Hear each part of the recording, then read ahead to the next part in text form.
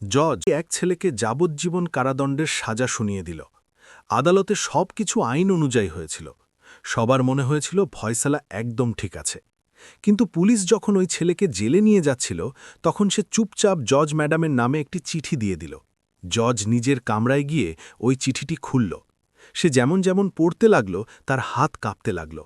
চিঠির প্রথম লাইনটি ছিল, ম্যাডাম, যদি এই চিঠিটি আপনার কাছে পৌঁছে থাকে, তবে এর মানে হল আমি এখন আপনার আদালত থেকে অনেক দূরে চলে গিয়েছি, কিন্তু সত্য এখনও এখানেই কোথাও আছে। আরাধ্যার চোখ আটকে গেল। তার বয়স এখন মাত্র ২৮ বছর। অল্প বয়সে জজ হওয়া তার জন্য গর্বের বিষয় ছিল। মানুষ তার কঠোরতা আর সততার উদাহরণ দিত। সে আজ পর্যন্ত কখনো আবেগই নিজের ফয়সালার উপর প্রভাব ফেলতে দেয়নি। যে ছেলেকে সে যাবজ্জীবন কারাদণ্ড দিয়েছিল, তার নাম ছিল কবির। বয়স মাত্র ২৪ বছর। শান্ত মুখ, চোখে এক অদ্ভুত গভীরতা। মামলাটি ছিল হত্যার, প্রমাণ ছিল মজবুত, সাক্ষী ছিল পোক্ত। পুলিশের রিপোর্ট পরিষ্কার ছিল। প্রতিটি কাগজ এটাই বলছিল যে কবিরই দোষী। ফয়সালা শোনানোর সময় কবির একবারও নিজের সাফাইতে কিচ্ছু বলেনি, শুধু চুপচাপ দাঁড়িয়েছিল। যখন জজ আরাধ্যা সাজা শোনাল, তখন সে হালকা একটু হাসল, যেন সে আগে থেকেই জানত যে এটাই হতে চলেছে। এখন ওই কবিরের চিঠিই তার হাতে ছিল। চিঠিতে আগে লেখা ছিল, ম্যাডাম, আপনি যে ফয়সালা দিয়েছেন তা কাগজের হিসেবে একদম ঠিক, কিন্তু সত্য কাগজে ছিল না। সত্য আমার হৃদয়ে আছে, এবং এমন এক মানুষের কাছে আছে যাকে আমি যে কোনো মূল্যে বাঁচাতে চেয়েছিলাম। আরাধ্যার হৃৎস্পন্দন বেড়ে গেল। সে আগে পড়ল, যে রাতে হত্যা হয়েছিল আমি সেখানে ছিলাম, কিন্তু হত্যাকারী আমি ছিলাম না। আমি চাইলে সত্য বলতে পারতাম, কিন্তু যদি আমি সত্য বলতাম, তবে যে মানুষের জীবন বাজি ছিল সে বরবাদ হয়ে যেত। ওই মানুষটি আপনার খুব কাছের, এতটাই কাছের যে আপনি যদি নাম জানতে পারেন, তবে আপনার পৃথিবী ওলটপালট হয়ে যাবে। এটা পড়ে আরাধ্যার নিঃশ্বাস আটকে গেল, তার হাত কাঁপছিল। কবির লিখেছিল, ম্যাডাম, আমি আপনাকে দোষ দিচ্ছি না। আপনি সেটাই করেছেন যা আইন বলে, কিন্তু কখনো কখনো আইন আর সত্য আলাদা আলাদা পথে দাঁড়িয়ে থাকে। আমি শুধু এটুকুই চাই যে আপনি একবার নিজের হৃদয় থেকে চিন্তা করবেন, ওই রাতের প্রতিটি ঘটনাকে আবার জুড়ে দেখবেন। চিঠির শেষে একটি লাইন ছিল, আমি চলে যাচ্ছি, কিন্তু আশা আছে যে একদিন আপনি সত্য পর্যন্ত পৌঁছবেন, কারণ আপনি শুধু জজ নন, একজন মানুষও। আরাধ্যার চোখ থেকে জল টপ টপ করে পড়তে লাগল। সে নিজেকে প্রশ্ন করতে লাগল, সত্যিই কি কিছু বাদ পড়ে গিয়েছে? সে কি শুধু কাগজের উপর ভরসা করেছে? তার মনে পড়ল, মামলার সময় কবিরের মা আদালতে প্রতিটি তারিখেই আসত, বৃদ্ধা, দুর্বল আর খামোশ। ফয়সালা শোনার সময় সে কাঁদতেও পারেনি, শুধু মাটিতে বসে গিয়েছিল। আরাধ্যা দীর্ঘশ্বাস নিল। সে তৎক্ষণাৎ কেস ফাইল আনিয়ে নিল। প্রতিটি পাতা আবার পড়তে শুরু করল। হত্যা হয়েছিল এক বড় বিজনেসম্যানের, নাম ছিল রাজীব মেহতা, শহরের নামী মানুষ। ওই রাতে তার বাংলোতে পার্টি ছিল। সিসিটিভিতে কবিরকে ভেতরে যেতে দেখা গিয়েছিল। ঝগড়ার আওয়াজও শোনা গিয়েছিল। তারপর কিছুক্ষণ পর গুলি চলল। পুলিশের মতে কবিরের সাথে রাজীবের পুরনো বিবাদ ছিল, কারণ ছিল একটি জমির মামলা। প্রমাণ এটাই বলছিল যে রাগের মাথায় সে হত্যা করেছে। কিন্তু এখন চিঠির পর প্রতিটি বিষয় আলাদা মনে হতে লাগল। আরাধ্যার মনে একটি কথা খটকা দিতে লাগল। যদি কবির নির্দোষ হতো, তবে সে আদালতে নিজের সাফাই কেন দিল না? সে কারো নাম কেন নিল না? হঠাৎ তার চিঠির ওই লাইনটি মনে পড়ল, ওই মানুষটি আপনার খুব কাছের। তার মাথা ঘুরে গেল। তার কাছের কে হতে পারে? পরিবার, বন্ধু, সহকর্মী? সে নিজেকে বোঝালো, হয়তো এটা একটা চাল, হয়তো কবির তাকে আবেগ দিয়ে দুর্বল করতে চাইছে, কিন্তু মন মানতে রাজি ছিল না। রাতভর আরাধ্যা ঘুমাতে পারল না। বারবার কবিরের শান্ত মুখটি চোখের সামনে আসছিল, ওই হাসিটি, যেন সে সাজাকে ভয় পাচ্ছিল না। পরের দিন সে জেলে গিয়ে কবিরের সাথে দেখা করার সিদ্ধান্ত নিল। যখন সে জেলে পৌঁছল, তখন জেলারও অবাক হয়েছিল, ম্যাডাম, আপনি নিজে? আরাধ্যা শুধু এটুকু বলল, আমাকে ওর সাথে একান্তে কথা বলতে হবে। কবিরকে সামনে আনা হল, হাতে হাত করা, কিন্তু মুখ আগের মতোই শান্ত। দুজনে কিছুক্ষণ চুপ থাকল। তারপর আরাধ্যা জিজ্ঞেস করল, তুমি চিঠিতে যা লিখেছ তা কি সত্যি? কবির হালকা হাসল, ম্যাডাম, সত্য তো সেটাই যা আপনি আদালতে দেখেছেন। আরাধ্যা বলল, ঘুরিয়ে ফিরিয়ে কথা বলো না, নাম বলো, কে ওই মানুষ? কবির ধীরে ধীরে বলল, যদি আমি নাম বলে দিই তবে আপনার পৃথিবী ভেঙে যাবে, আর আমি চাই না যে আপনি ভেঙে পড়েন। এটা শুনে আরাধ্যার রাগ আরও বেড়ে গেল। তুমি আমাকে ভয় দেখানোর চেষ্টা করছ? কবির মাথা নাড়ল, না ম্যাডাম, আমি আপনাকে বাঁচানোর চেষ্টা করছি। আরাধ্যা স্তব্ধ হয়ে গেল। কবির আগে বলল, আপনি সত্য পর্যন্ত পৌঁছাতে পারবেন যদি ওই রাতের পার্টিতে উপস্থিত প্রতিটি মানুষকে আবার জিজ্ঞাসাবাদ করা হয়, বিশেষ করে এমন এক মানুষকে যাকে কেউ সন্দেহ করেনি। কে? কবির চুপ হয়ে গেল। আমি নাম নেব না, কিন্তু একটা ইশারা দিতে পারি। ওই রাতে যে সবচেয়ে বেশি দুঃখ প্রকাশ করেছিল, সেই সবচেয়ে কম কাঁদছিল। এটুকু বলে সে খামুশ হয়ে গেল। আরাধ্যার মনে প্রশ্নের ঝড় উঠে গিয়েছিল। সত্যিই কি অন্য কেউ হত্যাকারী? ওই মানুষটি কি সত্যিই তার খুব কাছের? আর যদি হয় তবে সে কে? তার মনে হলো যেন তার পুরো পৃথিবী ওলটপালট হয়ে যেতে চলেছে। আরাধ্যা জেল থেকে বেরোল, তখন তার মন পুরোপুরি গুলিয়ে গিয়েছিল। গাড়িতে বসেই সে জানলার বাইরে তাকালো, কিন্তু দৃষ্টি কোথাও স্থির হচ্ছিল না। কবিরের কথা বারবার মাথায় বাজছিল। যে সবচেয়ে বেশি দুঃখ প্রকাশ করেছিল, সেই সবচেয়ে কম কাঁদছিল। বাড়ি পৌঁছতেই সে নিজেকে কামরায় বন্ধ করে নিল। টেবিলে কেস ফাইল ছড়ানো ছিল। সে পার্টিতে উপস্থিত মানুষের লিস্ট আবার দেখল। বড় বড় নাম ছিল, বিজনেসম্যান, রাজনীতিবিদ, ফ্যামিলি ফ্রেন্ডস। আরেকটি নামে তার নজর আটকে গেল। ওই নাম ছিল আরিয়ান মালহোত্রা। আরিয়ান তার ছোটবেলার বন্ধু ছিল। কলেজ পর্যন্ত দুজনে একসাথে পড়েছিল। আজ সে একজন সফল উকিল ছিল। সেই এই মামলায় সরকারি পক্ষকে সাহায্য করেছিল। কোর্টে সে অনেকবার উপস্থিত ছিল। ফয়সালার দিন সবচেয়ে বেশি দুঃখ প্রকাশ করাদের মধ্যে সেই ছিল। সে মিডিয়ার সামনে বলেছিল, কবিরের মতো লোকেদের কঠোর সাজা পাওয়া উচিত। আরাধ্যার হাত ঠান্ডা হয়ে গেল। কবির কি ওকেই ইশারা করছিল?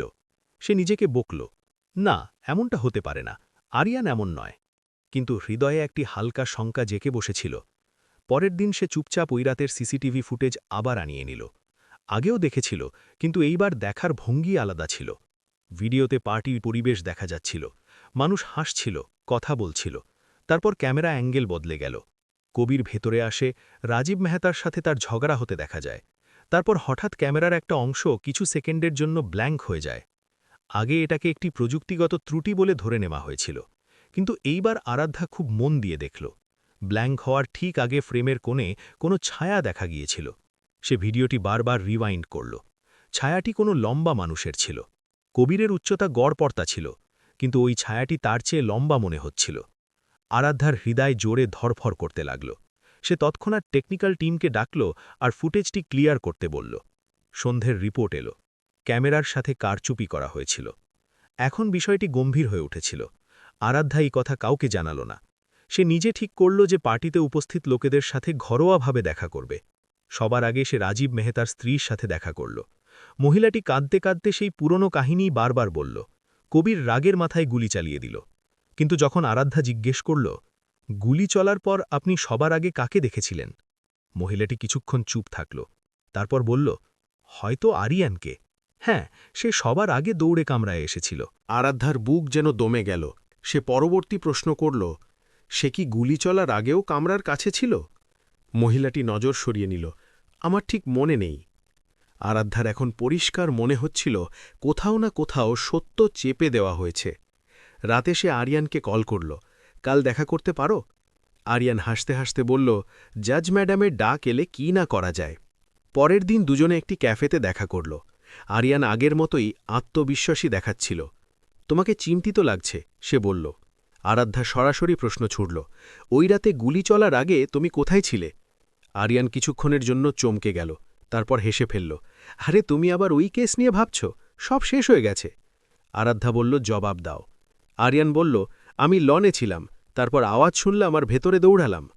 আরাধ্যা বলল, সিসিটিভিতে ক্যামেরা কিছু সেকেন্ডের জন্য বন্ধ কেন হয়েছিল? আরিয়ানের মুখ একটু শক্ত হয়ে গেল। আমি কি জানি, টেকনিক্যাল ইস্যু হবে। আরাধ্যা তার চোখের দিকে তাকাল। প্রথমবার সে তাতে অস্থিরতা দেখল। যদি সত্য অন্য কিছু হয় তবে? আরিয়ান ঠান্ডা গলায় বলল, আরাধ্যা, তুমি জাজ, আবেগে ভেসে যেও না। কবির গুনাহ কবুল করেনি, কিন্তু প্রমাণ ওর বিপক্ষে ছিল। ব্যাস, এটাই ওই লাইন যা সে মিডিয়ার সামনেও বলেছিল, কিন্তু এখন এই লাইনটি তার কাছে ফাঁপা মনে হচ্ছিল। বাড়ি ফেরার সময় তার মনে এক ভয় জেকে বসল। যদি সত্যি আরিয়ান জড়িত থাকে, যদি সত্যি সেই ওই কাছের মানুষ হয়। রাতে সে আবার কবিরের চিঠিটি পড়ল। হঠাৎ সে চিঠির নিচে একটি হালকা পেন্সিলের রেখা দেখতে পেল, যেন কিছু চেপে লেখা হয়েছিল। সে খুব মন দিয়ে দেখল। কাগজটি আলোর সামনে ধরল। হালকা অক্ষরে একটি শব্দ ভেসে উঠল, বিশ্বাস। আরাধ্যার মনে পড়ল কলেজে সে আর আরিয়ান প্রায়ই বলতো বন্ধুত্বের ভিত বিশ্বাসের উপর হয়। তার নিঃশ্বাস দ্রুত হতে লাগল। এটা কি শুধু কাকতালীয় নাকি কবির সরাসরি ইশারা করছিল? এখন এটা শুধু একটি কেস ছিল না, এটা তার ক্যারিয়ার, তার বন্ধুত্ব আর তার আত্মার প্রশ্ন হয়ে দাঁড়িয়েছিল। সে ঠিক করল সত্য যতই তিতো হোক না কেন সে তাকে সামনে এনেই ছাড়বে। কিন্তু তার আন্দাজ ছিল না যে আগে যে সত্য সামনে আসবে তা শুধু একটি হত্যার নয়, বরং অনেক জীবন ভেঙে যাওয়ার কারণ হবে। আরাধ্যা পরের দিন সকালে এক বড় সিদ্ধান্ত নিল। সেই কেসটি আবার খোলানোর চেষ্টা করবে, কিন্তু এটা সহজ ছিল না। কোর্টের ফয়সালা হয়ে গিয়েছিল, মিডিয়া শান্ত হয়ে গিয়েছিল, শহর এগিয়ে গিয়েছিল। শুধু ৩ জন মানুষ পিছনে আটকে ছিল, কবির, কবিরের মা আর এখন আরাধ্যা নিজে। সে সবার আগে কবিরের মায়ের সাথে দেখা করার সিদ্ধান্ত নিল। কবিরের বাড়ি শহরের পুরনো অংশে ছিল, ছোট গলি, সাধারণ বাড়ি। দরজা এক বৃদ্ধা মহিলা খুলল। আপনি জাজ ম্যাডাম? তার চোখে ভয়ও ছিল, আবার আশাও। আরাধ্যা ধীরে ধীরে বলল, আপনার সাথে কিছু কথা বলতে চাই। ভেতরে বসতেই সে দেখল দেয়ালে কবিরের ছোটবেলার ছবি লাগানো ছিল। স্কুল ড্রেসে হাসি খুশি কবির। বৃদ্ধা মহিলার গলার স্বর কাঁপছিল, ম্যাডাম, আমার ছেলে খারাপ নয়, সে কিছু লুকিয়েছিল কিন্তু গুনাহ করেনি। আরাধ্যা অবাক হল, আপনি কি করে জানলেন? মহিলাটি ধীরে ধীরে বলল, মা তো, ওর চোখ মিথ্যে বলে না। ওই রাতে সে খুব ভয় পেয়েছিল, কিন্তু নিজের জন্য নয়। তবে কার জন্য? মহিলাটি চুপ হয়ে গেল। তারপর বলল, সে শুধু এটুকু বলেছিল, যদি আমি সত্য বলি তবে কারো পৃথিবী ভেঙে চুরমার হয়ে যাবে। এটাই ওই লাইনটি ছিল, প্রায় ওই শব্দগুলোই যা চিঠিতে ছিল। আরাধ্যার সন্দেহ এখন বিশ্বাসে বদলাতে শুরু করেছিল। কবির সত্যি কাউকে বাঁচাচ্ছে। ফিরে আসার সময় সে ফোন বের করল আর টেকনিক্যাল টিমকে বলল যে পার্টির রাতে মোবাইল লোকেশন ডেটা বের করতে। সন্ধ্যায় রিপোর্ট এলো, গুলি চলার ৫ মিনিট আগে আরিয়ানের ফোন ওই কামরার কাছেই অ্যাক্টিভ ছিল, অথচ সে বলেছিল যে সে লনে ছিল। আরাধ্যার হৃৎস্পন্দন দ্রুত হয়ে গেল। এখন তার কাছে শুধু সন্দেহ নয়, সংকেত ছিল। সে ওই রাতেই আরিয়ানকে আবার দেখা করার জন্য ডাকল। এইবার তার গলায় কঠোরতা ছিল। আরিয়ান এলো, তখন আগের মতো আত্মবিশ্বাস ছিল না। আরাধ্যা সরাসরি ফাইলটি ওর দিকে এগিয়ে দিল। এটা দেখো। সে রিপোর্ট পড়ল আর কিছুক্ষণের জন্য খামুশ হয়ে গেল। লোকেশন ভুলও হতে পারে, সে বলল। আর ক্যামেরার সাথে কারচুপি? আরিয়ান দীর্ঘশ্বাস নিল। তুমি কি বলতে চাও? সত্য। কিছু সেকেন্ড পর্যন্ত দুজনের চোখাচোখি হতে থাকল। তারপর আরিয়ান ধীর গলায় বলল, তুমি বুঝবে না। আরাধ্যা বলল, বোঝাও। সে মাথা নিচু করে নিল।